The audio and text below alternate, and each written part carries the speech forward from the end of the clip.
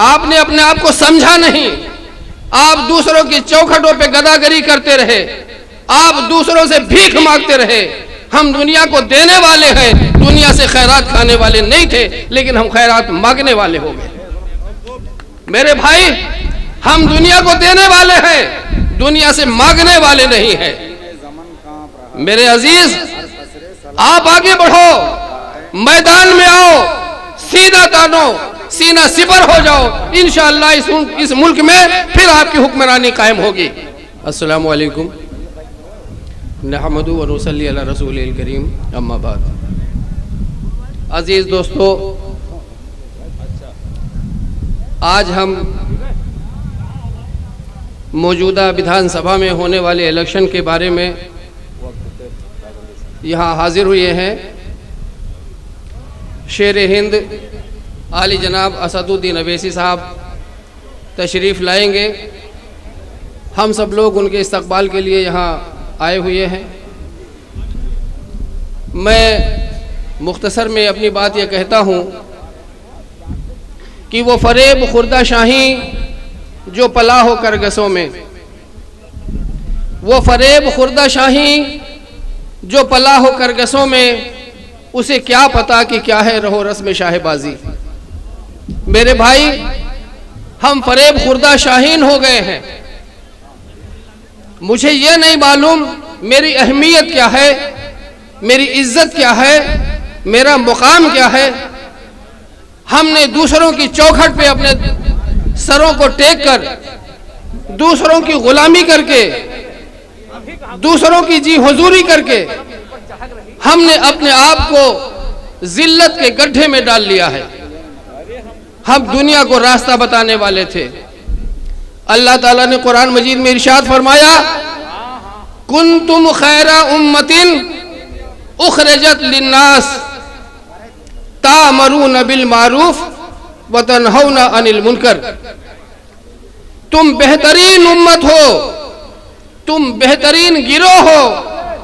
उखरजत लिन्नास, अवाम के लिए पैदा किए गए हो, अवाम के लिए बर्पा किए गए हो। तुम्हारा काम क्या है? तामरून बिल मारूफ, तुम भलाइयों का हुक्म करोगे, व तनहौना अनिल मुनकर, और बुराइयों से लोगों को रोकोगे। आप बुराइयों से कब रोकोगे और हुक्म कब करोगे?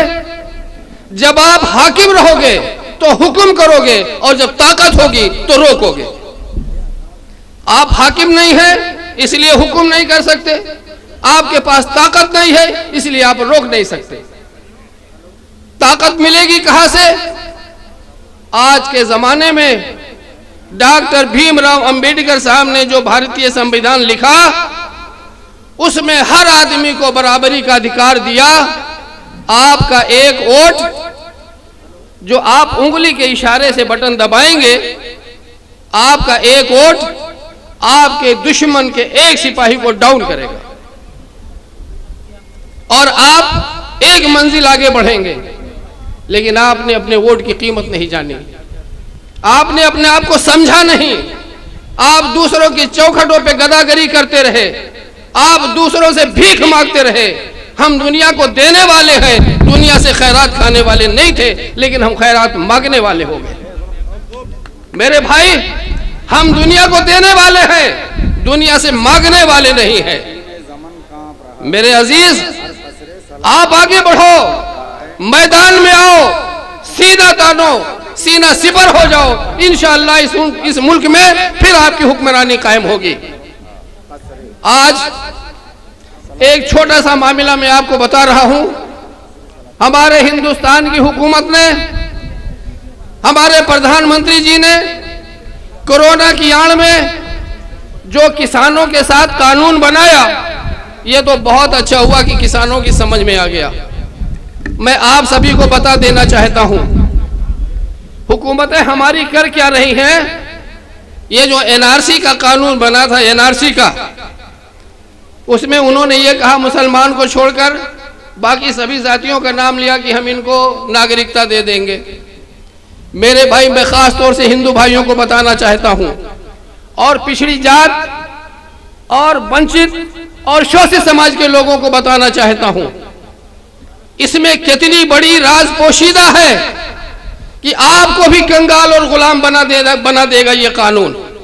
मैं उसके राज को बता रहा हूं आपको, as a advocate, as a वकील, मैं उस कानून की पेचीदगी और बारीकियों को बता रहा हूं। हुकूमत ने यह कानून बनाया कि पहले आपकी एनआरसी होगी, यानी रजिस्ट्रेशन, पॉपुलेशन रजिस्ट्रेशन बनेगा। आपको जाना जाएगा कि आप इस देश के नागरिक हो या नहीं हो, अपने बाप दादा का सबूत ला करके दो। मान लीजिए आप सबूत नहीं दे पाए, तो जब आप सबूत नहीं दे पाएंगे तो आपका नाम एनआरसी में शामिल कर लिया जाएगा। अब मुसलमान को छोड़कर बाकी लोगों से कहा जाएगा कि हम आप यहां के रहने वाले तो नहीं हो, तो आप ये बताओ पाकिस्तान से आए हो, बांग्लादेश से आए हो, अफगानिस्तान से आए हो, आप कहां से आए हो? भैया आप रहने वाले हो भारत के, पैदा हुए भारत में, खाया पिया भारत में, बाप दादा ने यहाँ जन्म लिया। हमारे पास कोई रिकॉर्ड नहीं है, किसी वजह से नहीं, हम नहीं साबित कर पाए। तो अब आप जब नहीं साबित कर पा रहे हो कि आपके बाप दादा भारत में थे या आपने भारत में जन्म लिया, तो अब आप ये बताओ आए कहाँ से हो? पाकिस्तान से आए हो, बांग्लादेश से आए हो, अफगानिस्तान से आए हो, आप बताओ कहाँ से आए हो? ये आपको भी बताना है आप कहाँ से आए हो। फिर आप बताओ कि झूठ बोलोगे हुकूमत के सामने कि मैं बांग्लादेश से आया, मैं पाकिस्तान से आया, मैं अफगानिस्तान से आया, तो आप बयान हल्फी दो कि मुझे यहाँ की नागरिकता दे दी जाए। चलिए साहब ठीक है, अब आपको यहाँ की नागरिकता दे दी गई। अच्छा, आपके हर दिल अजीज रहनुमा रहबर डुमरियागंज के वो शेर जनाब मलिक कमाल यूसुफ साहब तशरीफ ला रहे हैं। आप लोग हमारी आवाज में आवाज मिलाइए। कमाल यूसुफ मलिक जिंदाबाद, कमाल यूसुफ मलिक जिंदाबाद, कमाल यूसुफ मलिक जिंदाबाद, कमाल यूसुफ मलिक जिंदाबाद, कमाल यूसुफ मलिक मत घबराना, कमाल यूसुफ मलिक मत घबराना। सफी एडवोकेट साहब। तो जनाब मैं ये बता रहा था, अब आप एक झूठी बयान हल्फी दोगे कि मैं बांग्लादेश से आया, मैं अफगानिस्तान से आया, मुझे यहाँ की नागरिकता दे दी जाए। आप कहोगे ठीक है, आपको नागरिकता दे दी जाती है।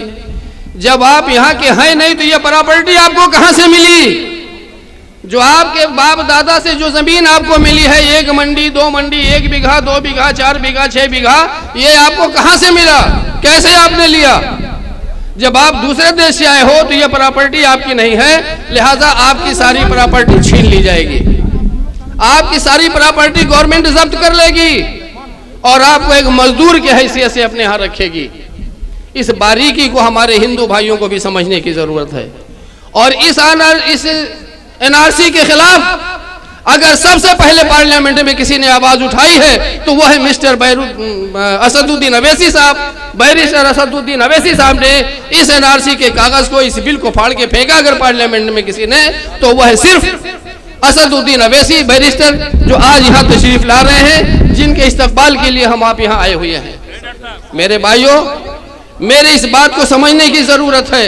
मैं इन्हीं बातों के साथ आप हजरात से गुजारिश करता हूं कि बैरिस्टर असदुद्दीन अवैसी साहब के हाथों को मजबूत करने के लिए, पार्लियामेंट और असेंबली में उनकी आवाज को बुलंद करने के लिए आप उनको सपोर्ट कीजिए, उनके कैंडिडेट को वोट दीजिए और पतंग के चुनाव निशान पर बटन दबाकर आप किसी भी तरह से पार्लियामेंट और असेंबली में अपनी आदमी को पहुंचाने की कोशिश कीजिए, ताकि हमारी और आपकी इज्जत व आबरू बहाल हो सके। हिंदुस्तान जिंदाबाद।